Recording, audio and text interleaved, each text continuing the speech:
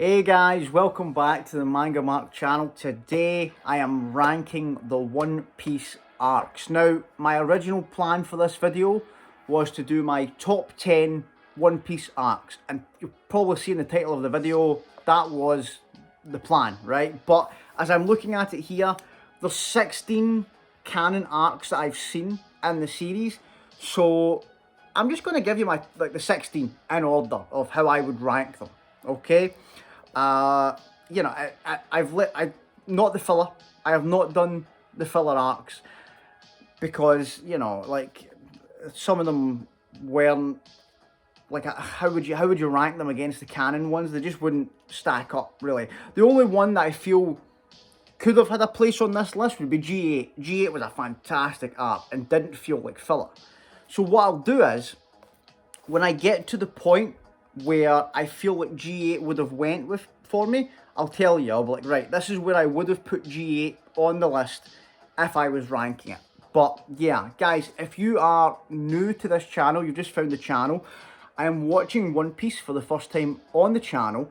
I've just finished Enies Lobby. I am watching the filler in between the next canon arc. I'm almost finished that, so the next video that comes out will probably be the next reaction starting that arc.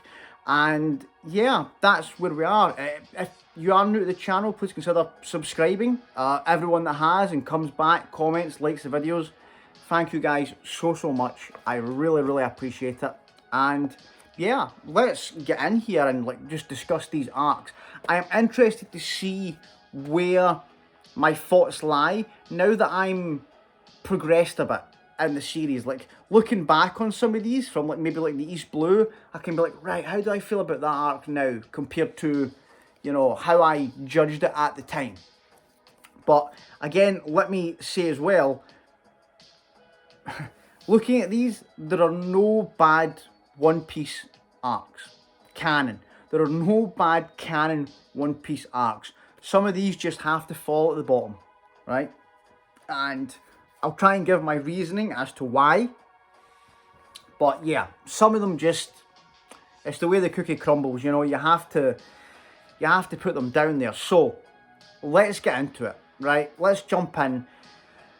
The one for me that had to fall at the bottom, number 16, is Orange Town. Now, it's an arc that when I look back, it's probably the one that just slips my mind the most, where I'm like, oh yeah, right. And it's weird now to think of the information I just got in the last arc, to think that Buggy was a member of Gold D. Rogers' crew. That still blows my mind, right, that is a thing. But in this arc, the stakes, the story, compared to everything else that came after it, it's just, everything else is just surpassed it. And I feel like it's the one that at the time you can go, yeah, it was a fun little arc. But when you go through the rest of these and you progress through One Piece, you go, wow, okay, right. So it just gets better as it goes. And that was I feel like that arc was kind of like Oda just kind of finding his feet and establishing the characters in the world. It was really early, but the with Buggy's crew, it was more of a comedy thing with Buggy's crew. And I did like the dog, the little storyline with the dog. That was actually one of the first times in the series where you went, oh, okay, Oda's going to make me feel things about characters or stories that I just didn't expect. Which that became a theme throughout the series, and we'll get to it later with some of the more emotional ones. But yeah, 16. Orange Town. I think that's fair enough, right? 15. Number 15, I went with Reverse Mountain, right? Simply for the fact that it's so short, right? When I looked at the canon arcs and I went, okay, right, Reverse Mountain, I think what's hurting me as well is I was finding it hard to separate what bits were like the canon to the filler, because they tried to do that thing that I don't like, where, and Bleach used to do this a lot, where they mix in episodes where it's half filler, half canon, and it just because it brings down the canon stuff, right? For the anime, anyway, it brings it down. So I was trying to remember. I was like, oh yeah, there was that guy that was like, he had like the voice of Frieza, and he was like in the Marines, and then he was trying to stop us from like getting to the Grand Line, and it was just.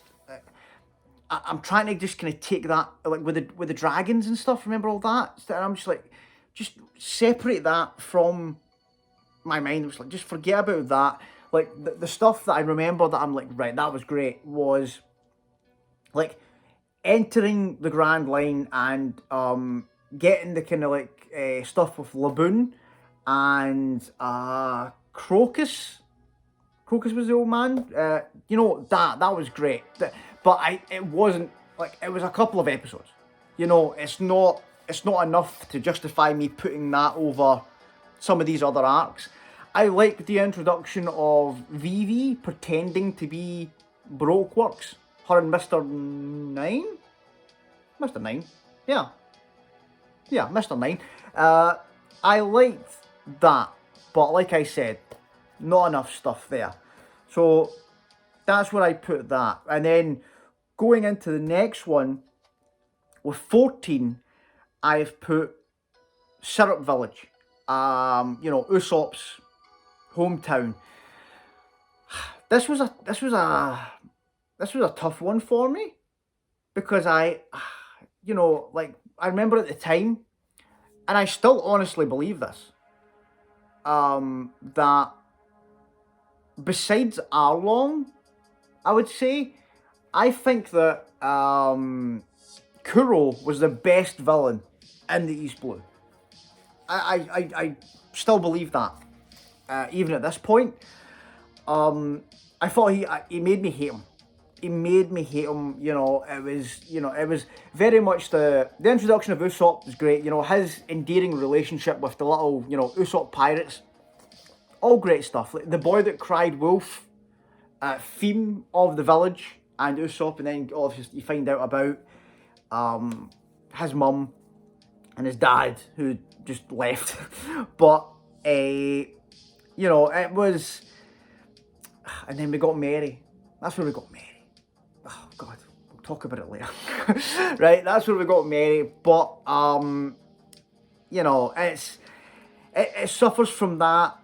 Same as like Orange Town, really, of that like being one of the earlier arcs, and it's just, One Piece just gets better, doesn't it? It just gets better. The storytelling gets better. The, you know, the settings get much more interesting. Whereas this village, but it was, and I feel like Kuro was a great villain, but his crew were meh. You know, the cat guys and stuff, and like Django was funny. You know, I wasn't expecting a Michael Jackson character when I was watching One Piece. Like, I didn't expect this guy to moonwalk into town as a hypnotist, you know. So you can look at it that way. I enjoyed, because Syrup Village was like the first kind of one for me where I thought, oh, well, Orange Town as well, actually, you know, but Syrup Village even more, where you saw the bonds forming between these people who have just, because Nami at this point was still very much the same as she was.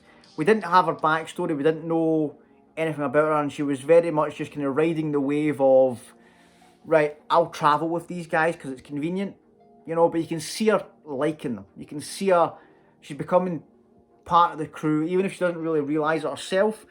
And that's the same kind of for like Orange Town, where she sees what kind of guys that Luffy and Zoro are. I like that, and I like the way Usopp joined the crew was great, and it just, it makes me kind of look back and go, wow, like when you think of the earlier stories and the progression we've made, and Usopp's character, how much he's developed. But we'll get to that. We'll get to that later. So 13. This is where I put Longland or Foxy. The Davy Back fight. Put that here.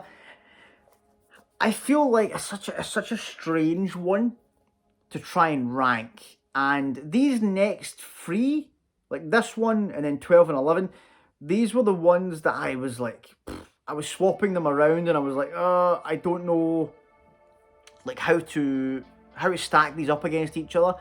With the Longland with Foxy, I think that you need to try and look at it as it is, and that is, it's a comedy arc. It's a comedy arc, and it's supposed to be fun. It's in between 2 big, heavy arcs, so I understand why it's there. I understand what it's about, and I had a great time watching it. I think what hurts it is the same as what hurts Reverse Mountain for me, in the fact that if they just used the canon stuff for the anime, I would have probably liked this arc a lot more. I feel like because they sprinkle in, like they split up the canon stuff with like another round of Davy Back fight with like filler rounds in it, and it gets to a point where you're like, right, okay, it's a bit much now. I think if they kept it the canon stuff in the anime, people would have a lot more fonder memories of it. But I can understand why people don't like it, just because of what I was saying, like they really padded it. You felt like they padded it. You felt like they've looked at that and went, out of all of the canon arcs that we can put filler in, probably this is the one. Like there's a comedy arc. They'd think that fans would be like really pissed if we like stopped the story in the middle of Water 7 or something like that and just put like a bunch of crazy filler stuff. I understand that they do put filler into some of the bigger ones like Water 7 and like Alabasta and stuff like that, but they're very strategic as to where they put it. Like in Alabasta, they go, right, we know people are going to love Ace, so let's give them more Ace. Let's give them a couple of episodes where Ace is involved, and going around with the crew. They know what they're doing, right? Whereas with Foxy, with that arc, I feel like they looked at it and went, right, we can throw in a bunch of crazy stuff here. And that, in my opinion, hurts it, But that's where it lies for me. Number 12, I've put Romance Dawn. I put Romance Dawn there. This was a tough one for me to rank just because of, it's the impact of it. It's the beginning of the series.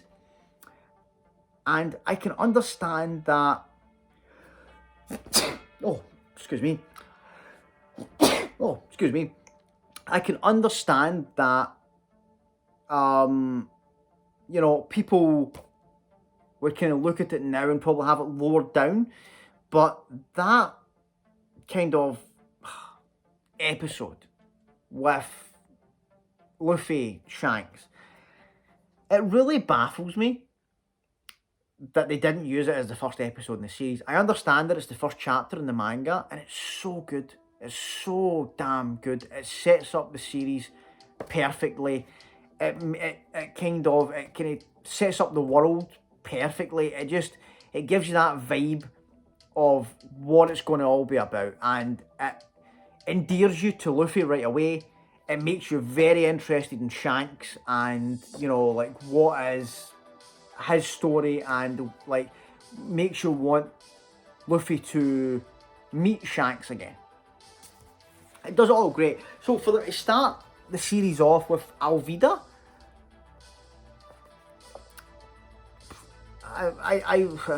I'm confused by it. I think they wanted to do because like in the anime for some reason they put Nami in it as well. So I feel like what they wanted to do was have as much as the main characters, the Straw Hats, in like the first episode as they could. So like, right, Luffy obviously there, do the stuff with Kobe and Alvida. Let's have Nami like robbing like the ship, and then at the end of the episode give the teaser of Zoro. I think that's what they were going for, but you know, I would have put the Luffy as a kid with Shanks as the first episode, but that is obviously included in this, and I love that, and I love, you know, guys, you know me at this, but if you've watched the videos, you know how much I love Luffy and Zoro.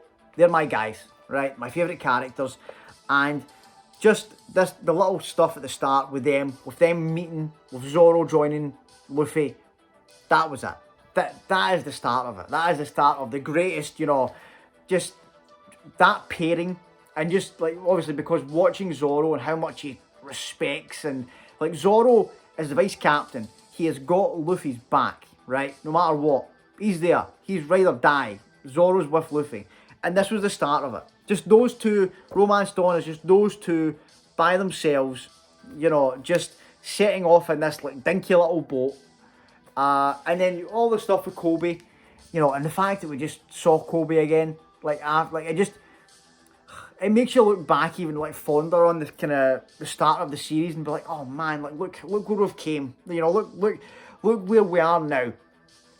But yeah, you know, just those two, the interaction, you know, the stuff with Axan Morgan, Helmeppo, you know, not the best villains, but they serve the purpose of what needed to happen to get, you know, Luffy and Zoro together and to establish it and get this crew moving. And then the scene in the, you know, a couple of scenes just get me, like, and how much I love Zoro and Luffy from those little episodes, like Zoro eating the onigiri from the ground, and telling them to, you know, tell the little girl that it was delicious, you know. It's just like that, moments like that just make me go, this is the guy, right? This Zoro is going to be amazing. And then Luffy in the kind of, this was the first time you kind of saw the kind of like the future link between Luffy and Zoro, where in the, it's like a bar or a restaurant, I think it's a restaurant, like the little girl in her mum's restaurant, and Luffy beats up Kobe in front of the Marines because he knows that Kobe wants to join and he doesn't want them to associate them with pirates. And as he's doing it, you see the realization with Zoro, where he realizes and he goes, right, okay, I see what we're doing here. And it's that kind of silent, like, I'm with you, you know. And we see that throughout the series, you know. I think a more impactful moment of it was in Jaya, in the bar, you know, like moments like that. Or even when Luffy meets Usopp and he starts like acting like Shanks, like Zoro's always the one that just, he gets it and he goes, right, I see what you're doing here. I'll play along with you, kind of thing. Love it. Right, great. The start of a amazing friendship, and just, I loved it. 11, Little Garden. I went with Little Garden at 11, and this was the what. This is what I'm saying with these three, with like the Foxy, Romance Dawn, and Little Garden. I kept, you know, flip-flopping, and this is where, if I was putting G8 in, this is where I would have put it, in between these ones here. Because G8 was just a very fun arc, and it was just very weird. Like, if you guys didn't tell me it was filler, I wouldn't have guessed that was a filler arc, really. Because it fit in so well with them coming back down from Skypiea and falling into the base. It was perfectly placed filler, and very, like, just, it built to, you got some kind of foreshadowing of what was going to happen in, like, Water 7 and stuff, with, like, Mary. They knew what they were doing. They were like, right, they wrote it to be perfectly placed, and the characters were great. It was hilarious. You know, some of the moments you got were great. Usopp, Robin, Like, everybody got a chance to shine, and I appreciate that. I appreciate that with the filler. And I like the fact that they gave Chopper, you know, because Chopper's always been the character that I feel like has the least character or character development in the crew. And I wish they would give him more. You know, just flesh him out a bit more. And I feel like in this filler arc in G8, you got, okay, you know, like, you got more of Chopper. And give him a little more of a chance to shine. And I like that. I hope that we get more of that from him in, like, the canon arcs going forward. But yeah, Little Garden at 11. This was one that I always flip-flop on it. I change my mind on Little Garden all the time, because it's a small arc, and the thing is, I love Dory and Brogy. But you think of the things that kind of, like, the funny stuff, like the parallels with them, and Zoro and Sanji with the hunting competition. That was great, you know, just, this was like the first arc where we had Vivi with us. And I, like, her kind of trying to get used to the crew and just, like, trying to be part of this group dynamic and being like, these people are crazy. You know, I love that. Her going into the jungle with Luffy, and you got more of her character, and you got to see what Karoo as well. Like, you fleshed them out more. It kind of made you, it was like the first arc where you kind of went, oh God, I hope she joins the crew, because she fits well in this dynamic. But yeah, like the story, like Mr. Free, not the best villain, but he played his part well. You know, like, out of, like, Baroque Works, he's one of the better ones where you're like, right, okay, like, his very unique devil fruit. And I love when he had them, when he was turning them into the wax statues, and Zoro was going to chop his own legs off. Moments like that, just, and that, I liked that, because that was another moment where Vivi kind of went, this guy's serious, this guy's crazy, you know. And that is one of the moments in the arc that kind of stuck with me. But then you get the setup as well with Sanji, with the Mr. Prince stuff, you know, because and this was like, I believe this was one of the first times where the pattern started. In fact, I think it probably was the first, with Sanji disappearing. And then, you know, doing something great in the background that you don't really know about until it pays off. I love that. That becomes a recurring theme for Sanji, Mr. Prince, as we go forward in the series. And, like, I don't want to call it a setup arc, but it kind of was, where it was kind of foreshadowing for Alabasta, obviously, but then obviously Nami getting bitten, and that's what causes us to have to go to Drum. And, you know, like, the stuff with Dory and Brogy coming back in the future in Enies Lobby with Oimo and Kashi, I love that. I love that. There is no storyline in this series that can be a throwaway, that you can think, oh, we're never going to hear from that again, because you probably will. And that's what I've learned. I'm like, right, never take it for granted, and never kind of be like, oh, you know, we're never going to see this character, or we're never going to, you know, get that loose thread. I believe in Oda at this point. I know we're going to get it, right? And Little Garden for me, it was a fun arc, you know. It was short, but it was long enough to be his own little arc, and it didn't outlive its welcome. So I think the further away I get from Little Garden, the more fondly I look back on it. But yeah, like I said, like the Little Garden, Romance Dawn, and even like the Foxy one, like those three for me, depending on how I'm feeling that day, those could maybe move around a little bit. But yeah, that's where I would put that one.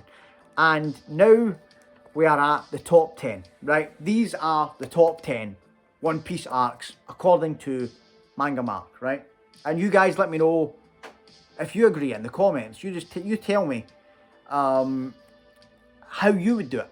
You tell me your arc rankings and which one of these you don't agree with, and where you would move them, right?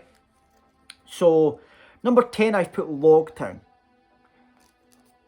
The introduction of Smoker, man, amazing character, and like the first kind of Marine that you looked at and went, okay, here we go, right, this guy's badass, right, this guy's a badass, but also a good guy, which is rare for the Marines, right, a good dude, and this, the introduction of what a Logia fruit is, and how OP it is, and like this was when like you're like, oh my god, this was like the first time in the series where I went, Luffy can't win here. Like Luffy needs to run. Like, we need to get away from this guy, and that's just such a imposing figure to be written in. But I love the little scenes that showed you this is a good guy. You know, the little girl with the ice cream. Oh my god! And you know him saying, "Oh, sorry, my pants ate your ice cream," and then gives her the money for a new one. He has the the guy scared of him. Like he has a very intimidating appearance, but he's just a big softie, you know. And he's very much like he is what the other Marines wish they were when they talk about justice. This is a man who has a sense of justice, right?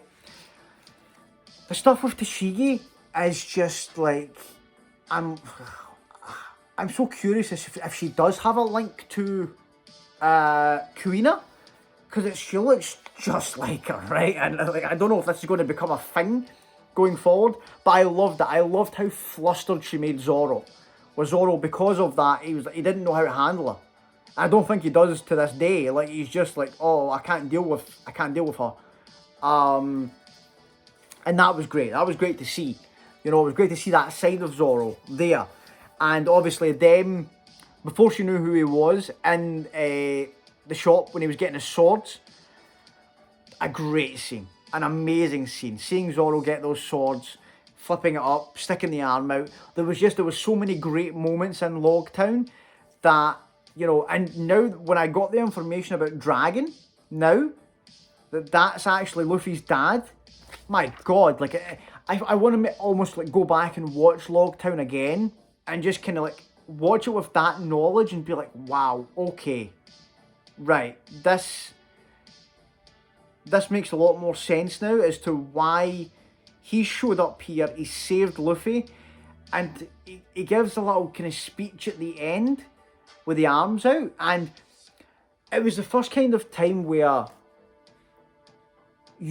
a character came into it where you're like, right, this guy must be on a different level, because Smoker didn't even attempt it. And he spoke to him and asked him, was like, why are you doing this? Like, why are you helping them? And like Smoker was like, he's very adamant about catching Luffy, right? He doesn't want to let him go. Didn't even attempt it with Dragon. He's like, nah, no chance.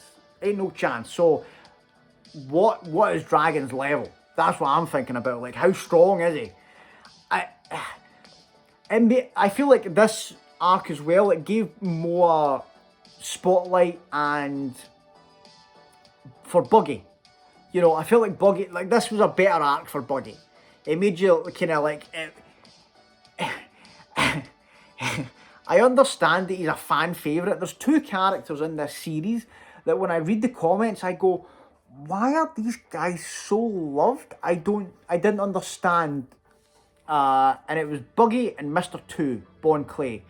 Like, people love those two characters, right? And for me, I'm like, what's going on here? Now that I have a bit of context for Buggy and who Buggy is, I know that going forward in the series, I'm like, right, I'm obviously going to get more Buggy. I'm going to find out more about him and his relationship with Shanks and him on Goldie Roger's ship. So, okay. And then obviously what happened at the end of Alabasta with Mr. 2, I'm like, right, okay, I can kind of get where people are coming from now and why they have such a following. But yeah, like I feel like Logtown, even more than like Orange Town when he was introduced, like that gave more of a, right, let's give Buggy a moment here. Because he is very much like he's a comedy character, but you know he's one of those guys that's going to be like a recurring nuisance to Luffy, you know, and I hope that that is the case rather than Foxy, because I'm worried about, you know, the filler stuff with if Foxy's, you know, you guys telling me about Foxy coming back. I hope it sticks to the filler, and he's just in the filler. Like I'm very happy with Buggy coming back, you know, and just being that guy that's trying to get Luffy, and we find out more about his relationship with Shanks and stuff. That's great. Keep Foxy in the filler. You know, it was funny in his arc and his setting, but you know that's where he belongs. Like, let's keep him there. Number 9, Whiskey Peak. Whiskey Peak number 9, and you know, guys, you know how much of a Zoro fan I am. This was a Zoro fan's wet dream. This arc, it was just, you know, him going up against all the bounty hunters. Amazing. You know, the feeling and the vibe of this setting of this arc was great. You know, it was just that kind of Western, you know, like the reveal of the cactus, you know, the big things that look like cactuses being gravestones. That was amazing, right? And then the turnaround at the end of the arc was great, to get the whole like, oh wait a minute, there's more to this than it seems, you know, the Igaram and Vivi and that reveal, and then kind of going forward from there. And this is the setup to Alabasta. This was us beginning our journey to Alabasta.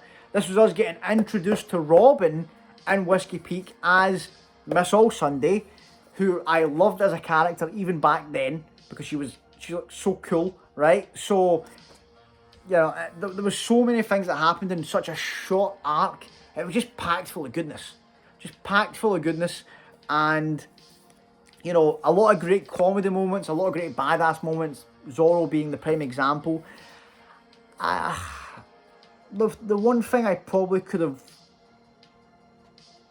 done without is I didn't like the fact that they had, I understand it was meant to be a joke, and that's the way I looked at it, right? But like Luffy versus Zoro probably didn't need to be there.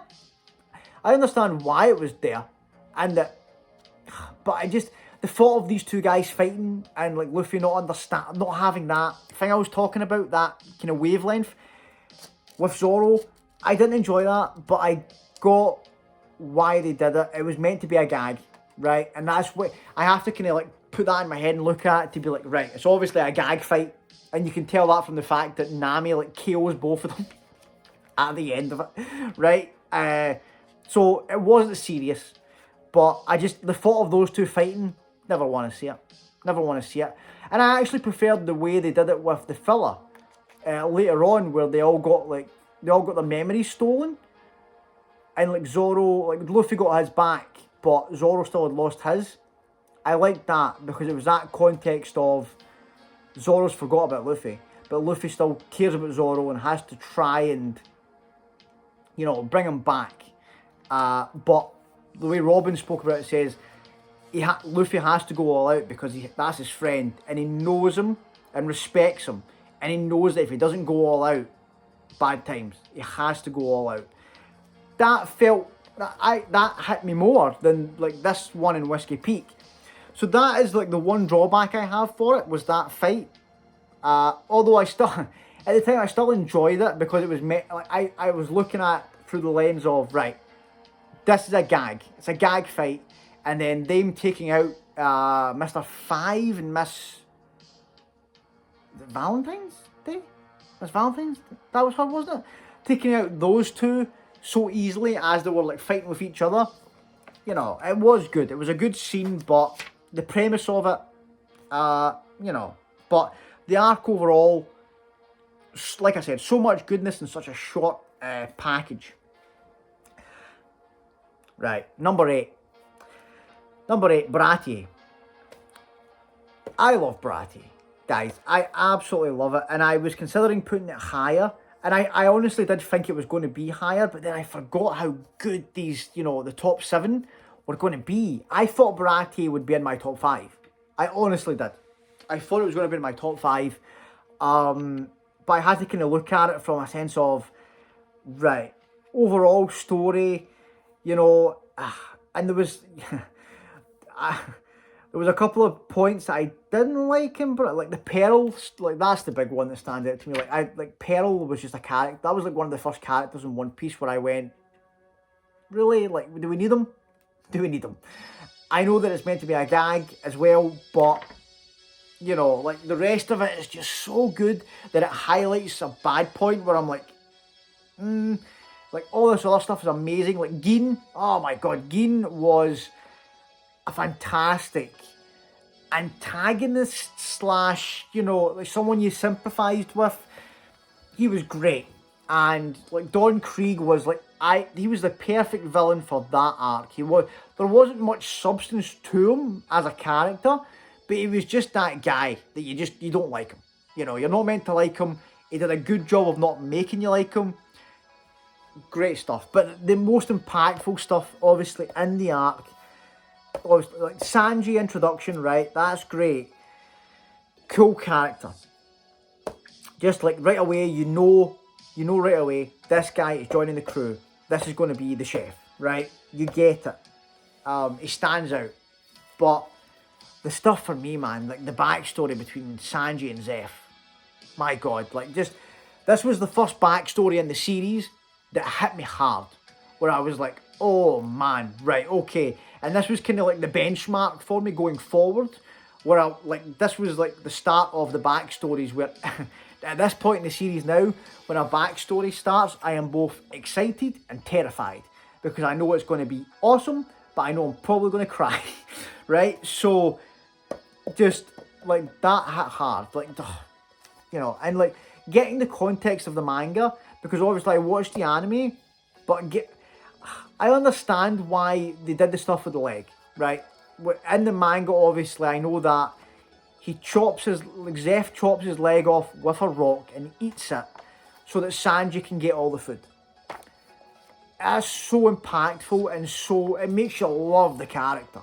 And just like, my god, like the impact, and it shows the bond and like the connection between these two from that event happening, like why they are so, you know, like the rest of the chefs, so like why does he, like they don't understand like the relationship between the two of them because they weren't there. Like it was just those two that started the restaurant.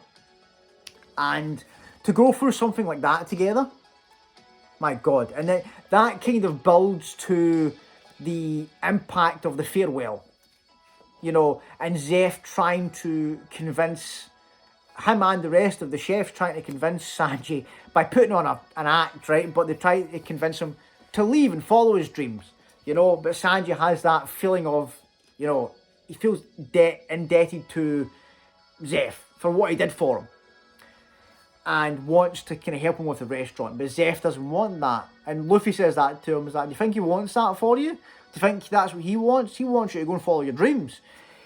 It's just, it's the best, like, it's the arc for me. Baratie is the arc for me that I would convince people, if they're getting into One Piece, I'd be like, just please get to Baratie, see this arc. And, you know, if you don't like it after that one, then fair dues, right? But that is the one I want to get to. And Mihawk. The Mihawk and Zoro stuff, man. That episode, my god. Still to this day, one of my favourite episodes in the series. I don't know if at one point I'm going to do like a ranking where I'll do like my top 10 One Piece episodes. That'll be in there. That was amazing. And even though it speaks to, like, it speaks testament to, you got the kind of explanation as to what the 7 warlords were, right? But such an amazing character with Mihawk. Like, an introduction where you're like, okay, right, we've been running through people in the East Blue. This is the real deal right here. This guy's on a different level. Who is this? His design, amazing, right? But it speaks to the writing and, you know, the world building as well. It's just so much great stuff. But the fact that it made me love Zoro even more than I did. and he got absolutely embarrassed.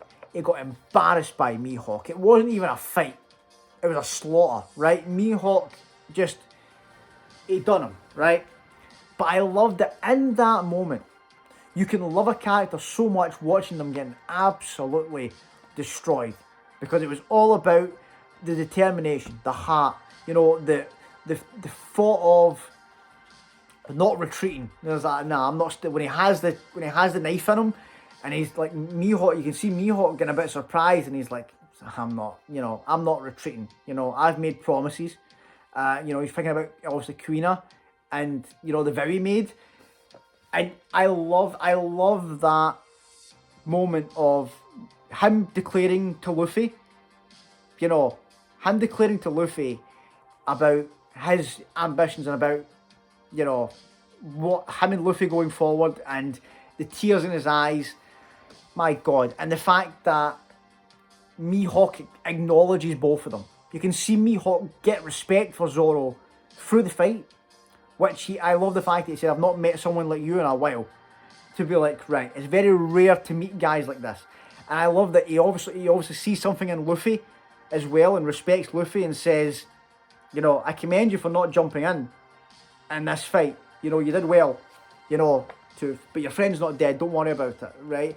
And I love that going forward, you get that, you can tell that Mihawk's keeping an eye out for them, because we got that with him showing Shanks Luffy's poster, and then when he sees Luffy and Zoro's bounties, he's got the big smile on his face, and you're like, oh man, like you can tell they've had an impact on Mihawk. I love that. And you know, what an introduction of a character, a very important character going forward. But yeah, Baratie holds such a place in my heart, right? Number 7, Jaya. Jaya for me is another one of these arcs that I look back on it, and like as I was looking at them, I looked at the name Jaya, and I went, oh yeah, that's right. I loved Jaya. I loved Jaya so much, because like the moment she got, like when you think about it, and you might think about it and go, it was quite short, right? But there was so much stuff that happened in that short space of time, and the world building. My God, the world building. I can't remember the episode number, but the episode, right? And I can remember, because again, if I do the top 10 One Piece episodes, this is going to be in there. The episode where Luffy beats Bellamy. And my God, to this day as well, one of my favourite fights in the series. The build to that fight, amazing, right? And the satisfaction from the one-hit KO from Luffy on Bellamy, great. But the second half of that episode is when you get introduced to all of these crazy characters. That's where we first saw Whitebeard. That's where we kind of saw the world government, and like them gathering, like the 7 warlords. You got to see that Don Flamingo and Kuma, and like them interacting with Mihawk, and there was so much stuff going on there. There was loads of world building and crazy reveals. And this was the arc where we saw Blackbeard. And it kind of hits me now harder based on like the last episode, canon episode I saw with like him and Ace. My God, right? Like the scene with him, even before it was revealed that it was Blackbeard at the end of the arc, the scene with him and Luffy, it was very good foreshadowing of watching it, and the way they did it, and the way they were talking to each other, the music, the way they did they blanked out everything else and just left you Blackbeard and Luffy. And I looked at that, and at the time you're watching it and you go, I don't know who this is, but I know that he's important. You know, it was a very much a this guy's a big deal, right? They're without telling me, they're showing me he's going to be very important going forward, right? And the reveal of his crew was great, you know, because they'd sprinkled them through the arc to be causing havoc in Jaya, and then them doing the walk at the end, which is a kind of like parallel to the Arlong Park walk, or like the Frankie house walk, is like them walking and it pans across and introduces them. That was great. That was fantastic. But you know, and then you know, cricket, getting the stuff with cricket, and obviously Jaya is the setup of Skypiea, right? So well done, so well done, and it all comes back and like has payoffs in Skypiea, which we'll talk about. But you know, one of the best setup arcs, in my opinion. Like I feel like Alabasta had some good setup arcs like leading up to it, but Jaya into Skypiea, my God, just like so well done. And you know, just I didn't expect to love cricket as much as I did, but I did. It was such a good side character, amazing, amazing character, and the story, like the setup of the stuff with Noland. My God, yeah, and you know, if you watched the videos when I did Skypiea, you know how much I loved the Nolan backstory. We'll talk about that, but you know, it just everything in Jaya was the setup, and I spoke about it as well, like the scene in the bar where Luffy tries to emulate Shanks. That's great, and I also love the fact that they had Nami there to give the contrast of someone that just didn't understand what was happening. Because Zoro got it. Zoro was like, I've got you, right? Let's do this, you know, and just took it with Luffy. And Nami was angry, confused, and like, what? Because she knew, she's like, these two guys could destroy everybody in this bar if they wanted to. Like, what's happening here? And I also love, and this was one of the things that made me think, okay, who's this? That Blackbeard noticed it. That moment where Blackbeard said to Nami, those two won that fight. Those two guys won that fight. It's not easy to surpass somebody. So Blackbeard got it, you know. So even though he's a villain, it's strange. He's such an interesting character where I'm like, I really want to know more about him. And this was the kind of like introduction of that, and to be like, right, because at that point all you know is like, right, this is the guy that Ace is looking for. So you don't have all the context of you know, his devil fruit or, you know, his motivations or his personality too much. You just have, who is this mysterious guy? And, you know, like, he has a kind of similar, like him and Luffy in the bar arguing about, you know, the cherry pies and stuff. Like, just, it's strange. He has that strange mentality that can go along with Luffy. They're kind of similar, and it's strange because you know he's obviously a villain, right? But great. Jaya is fantastic, right? So, number 6. And this one, again, like looking back, I was like, oh my God, like I forgot how much I love this arc. Drum. You know, Drum at number 6.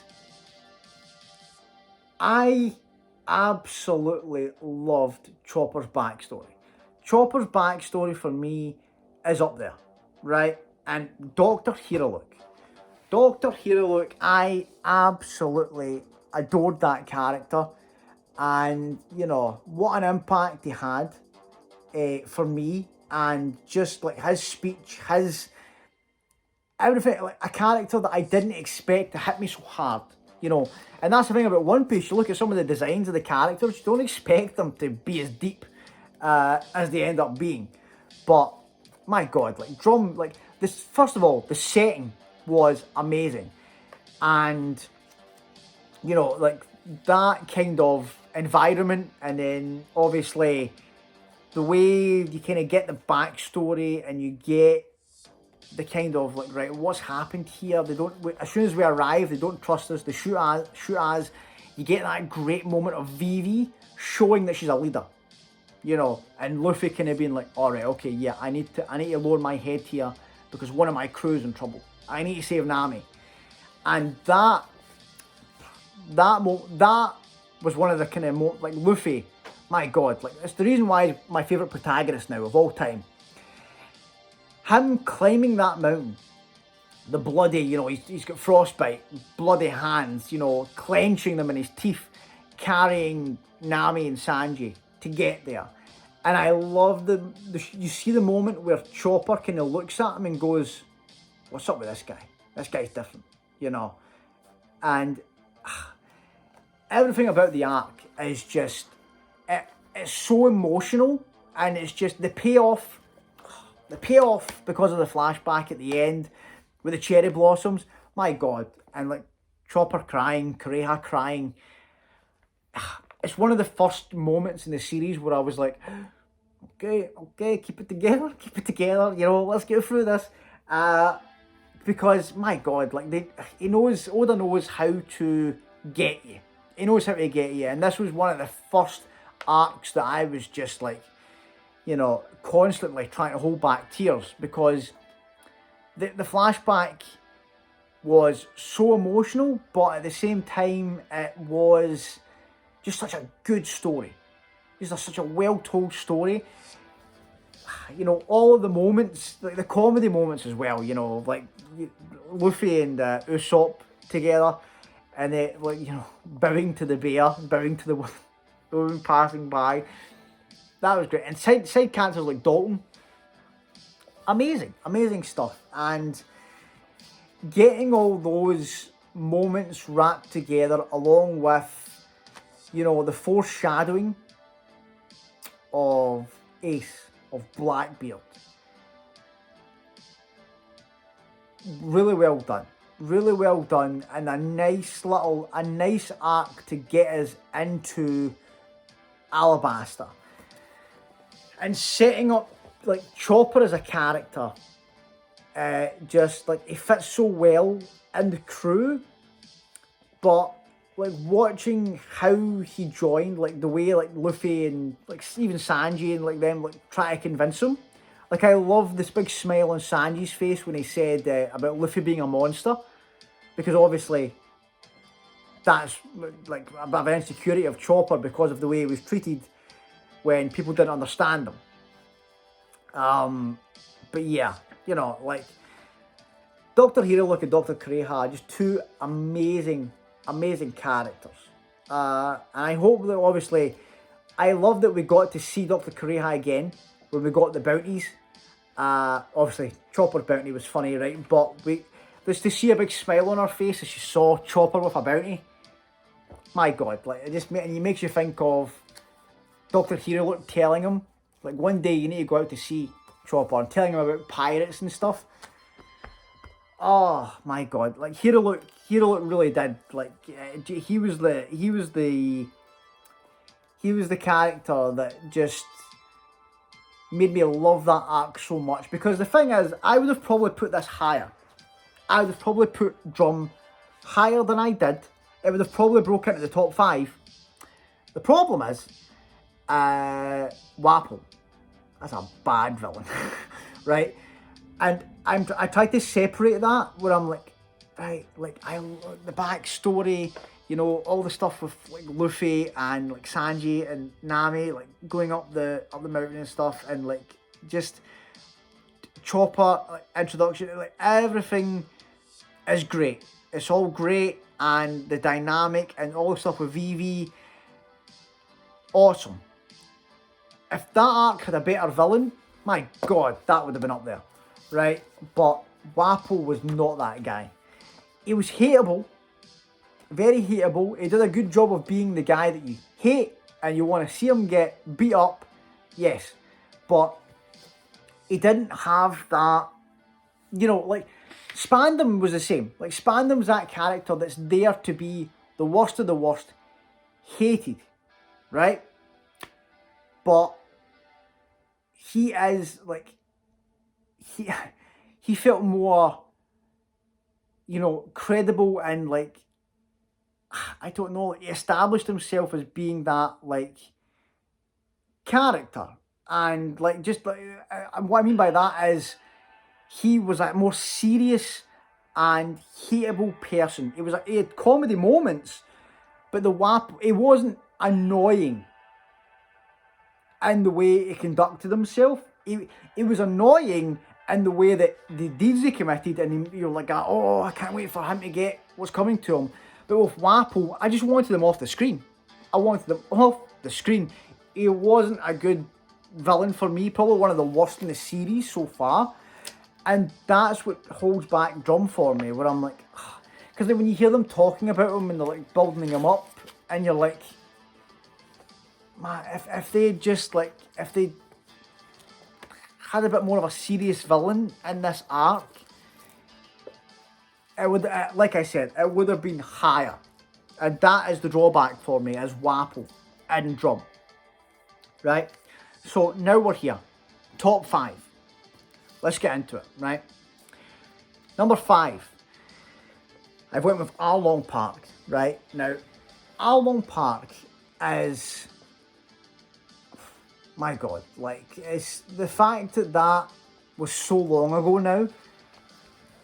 That was the arc that for me was just so much hype, so much sadness. Like the Nami's backstory, my God, like you talk about like Sanji's backstory being like the first one where it's like, okay, what's this here?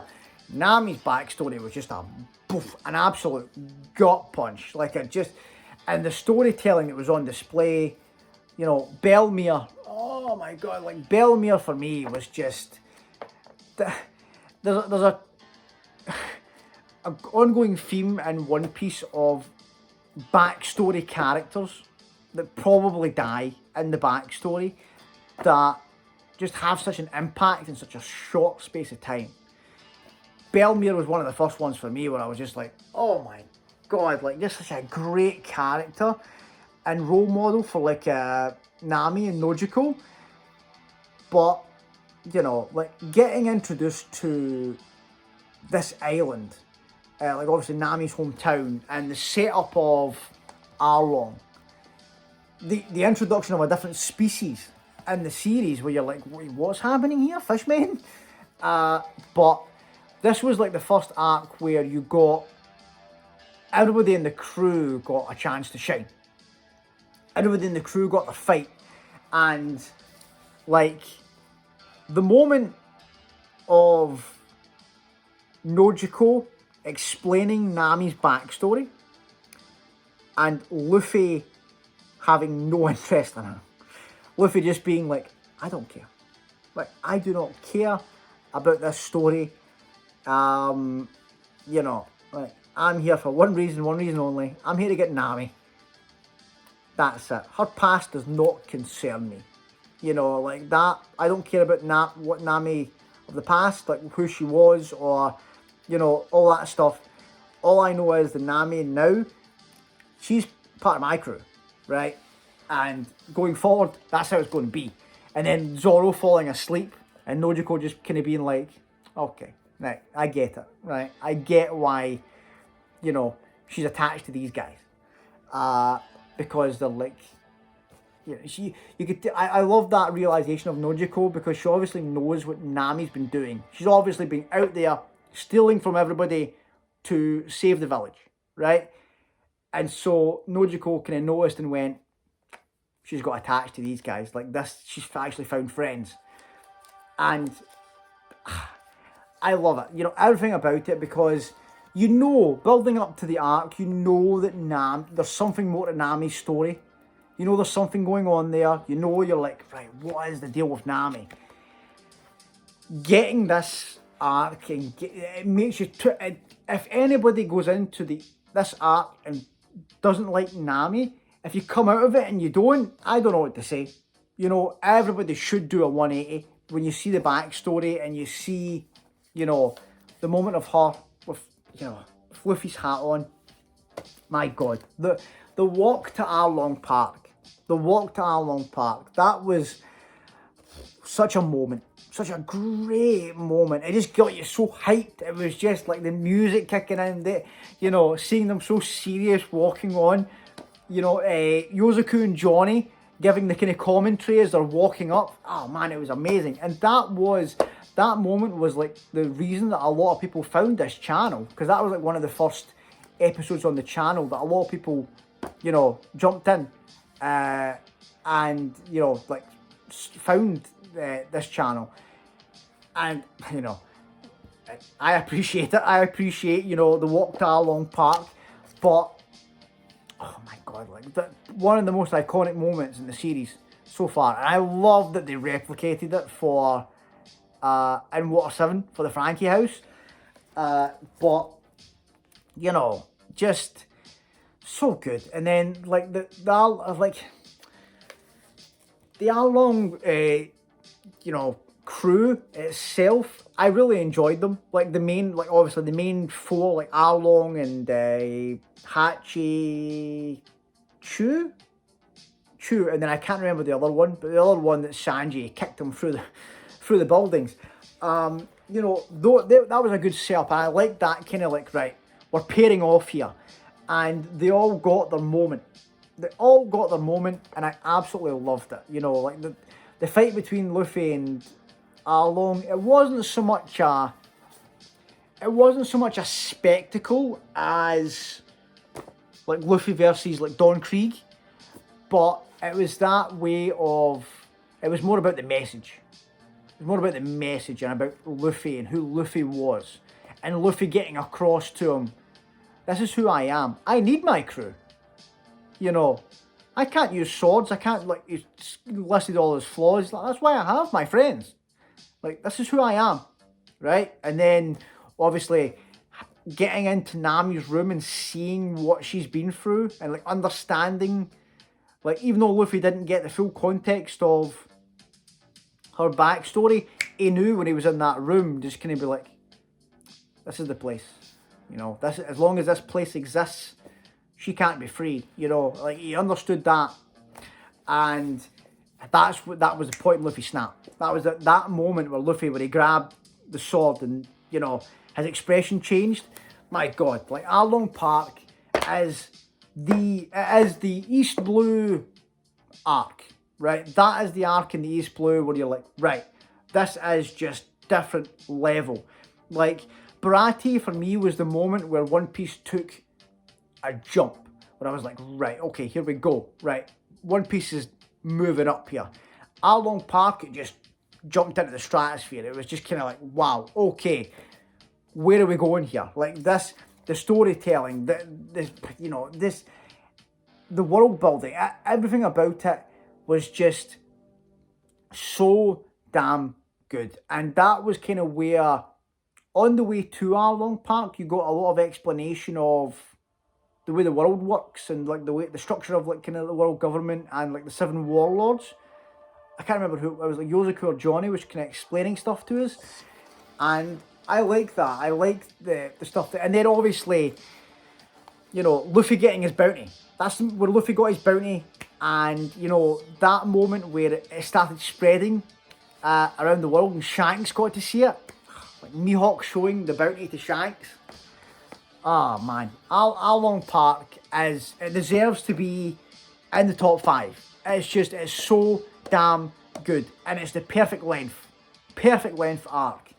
So many great moments in it, right? So that's number 5. Number 4. Now, I'm gonna say this. Number 4, number 3, for me, is I was kind of flip-flopping. I was flip-flopping between 4 and 3. I didn't, like, on different days, I could probably change these two, right? So this is where I kind of fell on it just now. Number 4, I've went Skypiea, right? Skypiea number 4. I love Skypiea, right? Skypiea was just an adventure. An adventure in the sky. And it just felt special. It felt special. The setting was so unique, and you know, all the stuff we were introduced to, the dials, the different abilities that they have up there with the mantra, all the kind of like the Milky Way kind of like clouds and stuff, like just so much creativity. It was crazy. And like Enel, my God, like what a villain. right? What a great villain. Like, we went from Crocodile to Enel back to back. So damn good. Two Logias that are just like both different level. And what I love about this is, if it wasn't for Luffy's Devil Fruit, we wouldn't be beating Enel. You know, and like, we got very lucky with the fact that, and Nami said it best, like, Luffy is Enel's natural enemy. You know? So Enel is like probably one of the strongest people like I've seen in the series so far. But because it was Luffy, you know, balanced that out, and we got like great that moment with there's a face after like Luffy hits him. Oh no, sorry, it's not when he hits him. It's when when he realizes that the lightning doesn't affect Luffy. That's great. And even when he does hit him, when he does the kick, and he's like, oh, and he has the realization, like, this guy can hit me. Like, what is happening here? But, you know, like, the feeling of Skypiea, I love the feeling of that kind of, like, survival game. The survival game of that kind of, like, battle royale kind of, like, obviously, nowhere near as gruesome. And nobody died, apparently. But that kind of like setting of people dropping like flies on the upper yard. I loved it. I loved that. I loved the kind of the chaotic element of it. Of we're all separated, we're all over the place, and we need kind of who's going to be that kind of question of who are going to be the final five that NL's talking about. You know, that was great. Seeing Robin as well. This was like the first arc. Well, Jaya, but this was like the first arc where we kind of saw Robin as part of the crew. Like her being like, right, I'm off. You know, like I'm away to go and find the ruins and stuff, and like her gelling with the crew. You know, you could see Skypiea was the arc where you saw most, where you could see her getting attached. You know, before what we obviously know what's coming now, but at the time it was nice to see her, you know, opening up, and you know that. I like that. I really loved that. But, you know, I like the side characters. I liked Conus. And, you know, all the kind of, like, Wiper, what a side character Wiper was. And their story. My God, that was emotional for me. That emotional moment where Wiper realised that Luffy and the crew were there because of Nolan. You know, they wanted to ring the bell because it was Nolan's descendant, Cricket, comes back to Jaya. Love it, right? It's Nolan's descendant, the story that Wiper's growing up hearing, you know, from his ancestors, like about his ancestors. He grew up hearing that, and then him, obviously, he's very, you know, very jaggy person, like doesn't want to speak or be friends with anybody, apparently. And then him crying when he realised these are good people. Like, these people have came here, they're not here for, like, the city of gold. Like, that is not their, like, driving force. Like, this guy, he obviously, like, that's a part of it. But he wants to ring this bell for the same reason that we do, or kind of similar reasons as we do. He wants Nolan's ancestor to hear it, and we want to do it to light the fire of Chandra for, like, Great Warrior Calgara and his friend Nolan. My God, like, just that flashback, the Nolan and Calgara flashback was amazing. Just so good. Like, just it made me so much more invested in Skypiea, because before that it was a great adventure and I was invested, but after that flashback I was like, oh my God, like this. Like, so much more stakes now, and I'm all here for it, you know. Probably the reason that it didn't beat the next arc is Satori, right? Now, people that watch the channel know my disdain for this character. Satori sucks, okay? He's up there with the worst characters in One Piece, you know. So far, Satori, Wapol, and I was going to say Pell. I was going to say Pearl. Oh, Pearl. Pearl. You know, Pearl. I like Pearl, but probably should have died, right? Conus's dad probably should have died. Would have been more impactful, right? But hey ho, that's where we are. Like, Skypiea was just so damn good. It was adventure, but like I said, it made you really care about where it went. And, you know, so many great moments. Another arc where all the crew got a chance to shine. You know, fantastic. Number three, Alabasta, right? Alabasta. Now, like I said, Skypiea and Alabasta for me, sometimes I kind of switch with them. But what makes me stick with Alabasta for number three is, my God, like, the first arc in the series that was like the big, like, we've built to this. We've built to this ever since we got to the Grand Line. Like, when we were on Whiskey Peak, this has been like the foreshadowing and the build and like the anticipation of getting here. The stakes because of Vivi and her story, and, you know, the best villain in the series, hands down so far, Crocodile. Crocodile's the best villain in the series. Amazing. Like, a Bond villain. It was a Bond villain, and I was there for it every step of the way. You know, Baroque Works, just like the way that they built to it through the kind of the arcs we've mentioned, through Whiskey Peak, Little Garden, Drum, all going towards Alabasta, right? The introduction of Ace, my God, like, just this character, you find out that Luffy has a brother, and he's an absolute badass. You're like, oh man, like, and one of the best designs and like devil fruits you'll see, like, in the series. You're like, oh man, this guy looks amazing. You know, Smoker coming back, and like, you get, I like that you get the moments of Smoker. You can tell he likes Luffy. He likes Luffy and like Zoro and stuff, like, but he doesn't want to admit it. Doesn't want to admit it, you know. But, you know, and like, obviously at the end of the arc where he tries to tell the world government to be like, I had nothing to do with this. Like, why are you thinking with me? It was Straw Hat Luffy and like Straw Hats. And like, world government doesn't want to know. Doesn't want to know. And Smoker ain't having that, right? But Alabasta was the first arc that was like a saga, where, like, after that we got those arcs, you know, we got Skypiea, you know, we got War 7, and I'm guessing that is how One Piece is going to be going forward. But this was like the first one where it was like, wow, this is a different scale of arc. This is just like the amount of thought that went into it.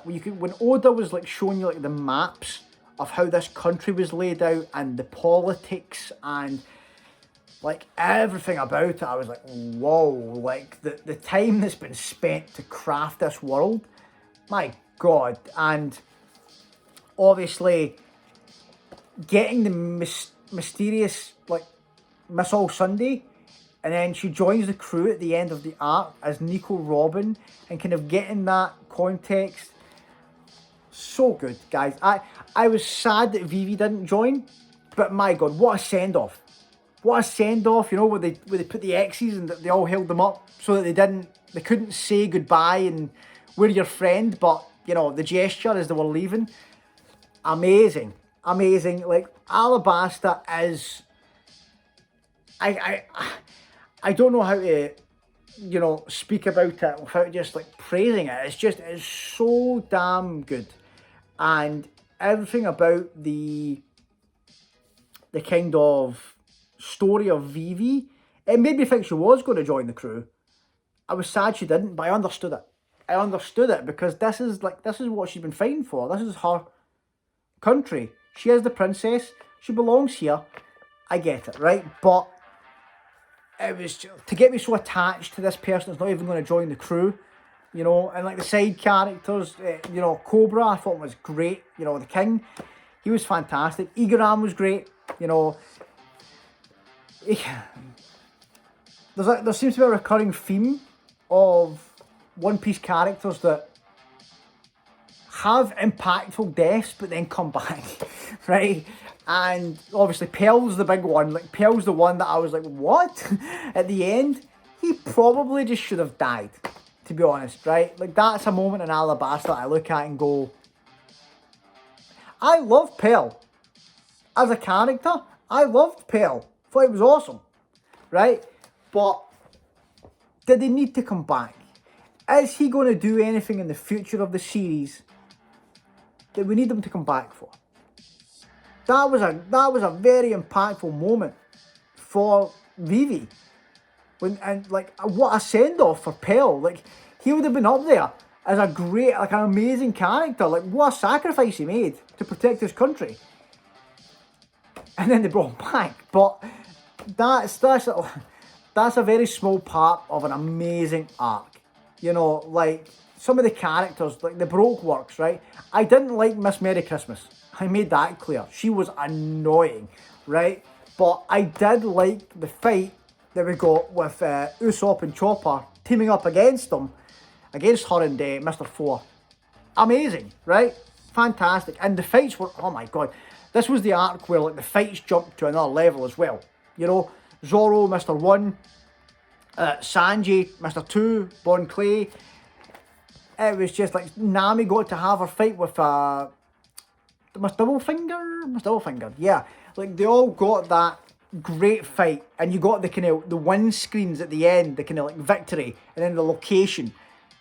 That was great. And my god, like, the first, like, Crocodile, the first time where, like, Luffy just got decimated a couple of times. He got beat twice. It took him 3 attempts to fight Crocodile.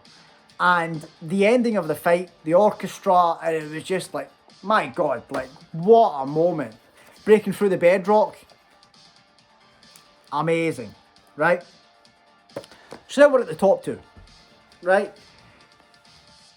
I've spoke about these arcs a lot, so I'm not going to go too much into detail here because we've just finished them, right? And that just shows you how good they are. Because I've just finished them on the channel, I've just watched them, and they've jumped straight to the top. Jump straight to the top. I'll tell you right now, number 2 is Water 7. Number 1, Enies Lobby. Now, these could switch.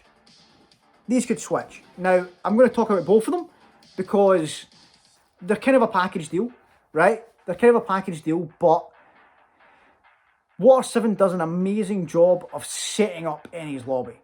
And then Enies Lobby for me is the payoffs. Like, all the amazing moments in Enies Lobby, all this, like, you get Soka King for Usopp, and then, like, Usopp's payoff for his character. But in terms of Water 7, like, my god, man, like, so many, like, the setting by itself, wow, like, the creativity of the Water 7, incredible, right? The side characters, my god, Iceberg, you know, the setup of Frankie, before you know who he's going to be, you hate him at the start because of what happens with Usopp. The moments, right? Let's just bullet point them because we can talk about how amazing this arc is. The stuff with Usopp with Frankie, yeah, okay. The walk to and destruction of the Frankie house for revenge, great stuff. The crew falling apart. You know, Robin with the CP9 stuff, but then Luffy versus Usopp. My god, man. Probably the most impactful fight in the series, and it's between these two friends, these two crewmates, that we never expected to happen. I never expected that fight to be a thing, but my god, was it an amazing thing, and was it so impactful in the series. So those two, just, what a moment, right? It just, that moment kind of broke into the flow of the rest of Water 7 and what Enies Lobby would become, right? That, the reveal of who CP9 were, my god, what a twist. Like, that was just so damn good, right? Amazing. Frankie's backstory with Tom's workers, and Iceberg. The turnaround I did on Frankie and the Frankie family, insane. Like, amazing, right? And I'm so happy he's joined the crew. I cannot wait to see going forward Frankie on the ship, you know, and the cannon stuff, to see how they bounce off each other. It's going to be amazing. It's going to be great. I love Frankie. Frankie shot up there for me to be like one of my favourite characters. Frankie was so damn good. And the stuff with Robin, you know, the build to Robin and the setup and Iceberg, you know, the mystery behind it, we're like, why is Iceberg so worried about Robin? And then getting the backstory and finding out about Robin. And that is why, like, all that is great. And Water 7 is absolutely amazing.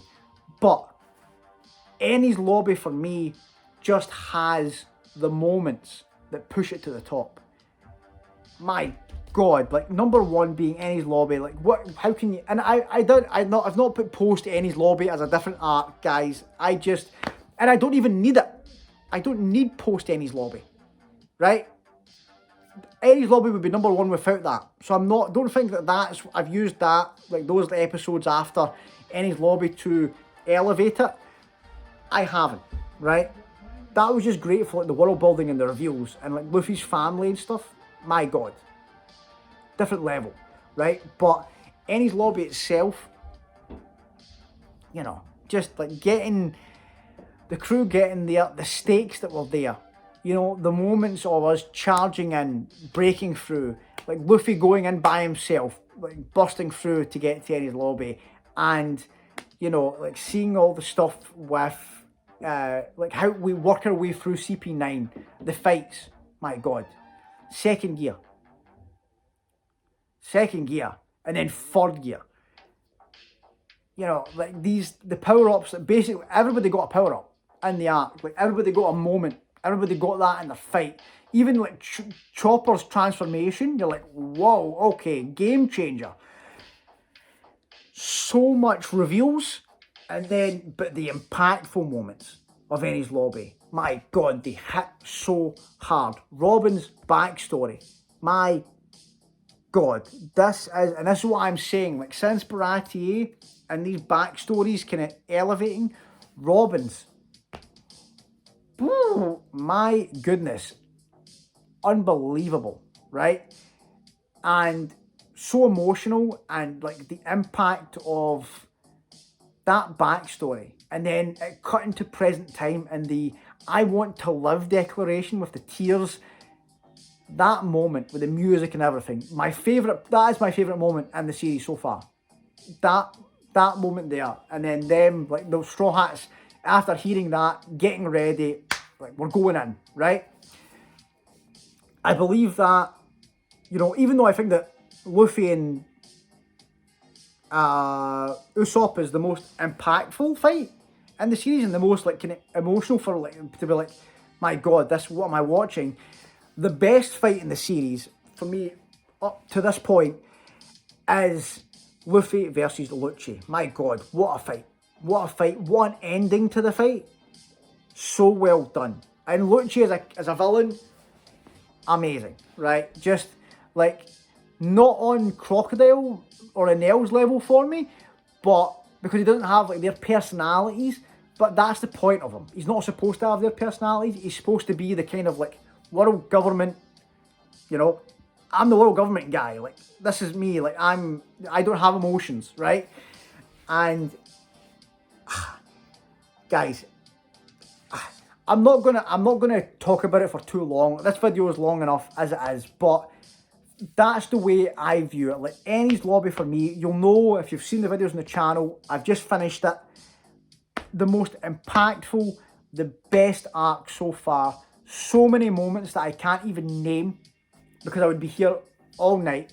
It's just, it made you love every one of the Straw Hats even more than you did, because like I said, they all got moments. They all got to show a bit of their personality through the fights, and they all got to show how much they actually care about each other in between the fights, and you know, like going through this, because everybody kind of got mismatched with CP9, and then they all eventually found their opponents, you know, and then at the end, let's talk about it. Let's talk about it. Mary. My God, like, they're going Mary. And like, that moment where she showed up for them. And then, like, I got hope from that. I thought, oh, we've got Frankie, we're going to fix Mary, and then he's going to be the shipwright, and we're away. Didn't work out that way. You know, going Mary's funeral, oh man. I was fine. I didn't cry. I managed to hold it together until she started speaking at the end of it, and then I just lost it, right? The dam broke, and I was like, oh no, right, okay, I can't do it. But my God, like, the ability of Oda to make you so emotionally invested in a ship and to make you cry from a ship's funeral is just... Enies Lobby is the best arc that I've seen in One Piece.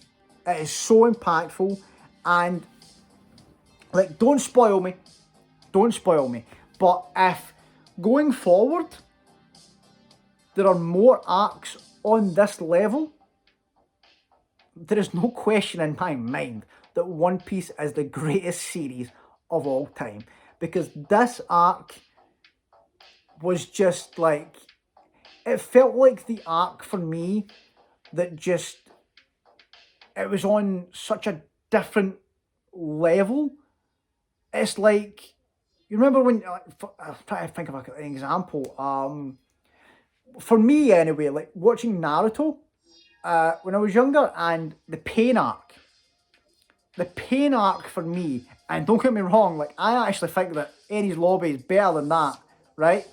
Because it had some flaws, but just because of what the pain arc came in between in Naruto, where it was like, yeah, there's some really good arcs around about that time, but that was just different level, and that is what like Water 7 and Enies Lobby felt like to me, where it was like, and the fact that we came from like the Davy Back fight going into those arcs was just bang, like, here we go, One Piece is just taking off, like, we're on a different, you know, plane of existence now. And I didn't even I'm not even going to speak about the post Enies Lobby stuff, you know, Gap, Dragon, like all those reveals. You know, we'll speak about more of that in the next videos on the channel as we are kind of, you know, because I don't know where we're going to go, because we just got that, like, we just got that information. So I can't wait to see how that impacts the series, and like even the stuff with Aokiji. And I didn't mention that in the Davy Back fight Longland, because like the filler kind of, you know, skews it a bit for me, but that's part of that arc. Like the introduction of Aokiji is probably why I put that as high as I did as well, because my God, what a character, what an introduction.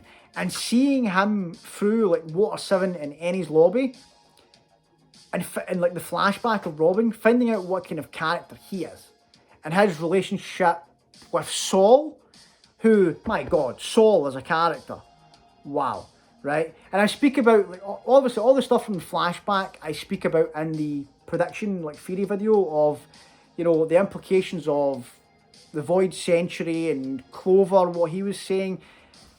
I'm not going to get into it because I feel like it's a flashback that I could speak about in its own video. There's so much to unpack from it. But yeah, like, I feel like you don't even need to give that much reasons as to why Enies Lobby is the best arc so far. Different level, guys. Amazing. But like I said, tell me what you guys think. Do you agree with my rankings? What ones would you swap? Give me your rankings in the comments. Tell me this is where I would do it. But at the point I'm at, please guys, if you could like avoid spoilers for me, I would very much appreciate it, because I'm moving on from Enies Lobby now. We're going forward in the series. But yeah, guys, share with me your thoughts, and let me know if there's any points I made in the video or any things I said about any of these arcs that you don't agree with. Tell me. Jump in there and be like, Mark, I think you're wrong about this, and then, you know, let's have a conversation about it, you know? Guys, thanks so much for watching. I hope you enjoyed my arc rankings. Everyone that comes back and watches all these videos, likes, comments them, thank you so much, guys. I really appreciate you. And if you are new and you've made it this far and haven't subscribed, please consider doing so. But yeah, guys, thanks so much for watching, and I'll see you in the next one where we'll be back watching One Piece. See you then. Thanks, guys. Bye.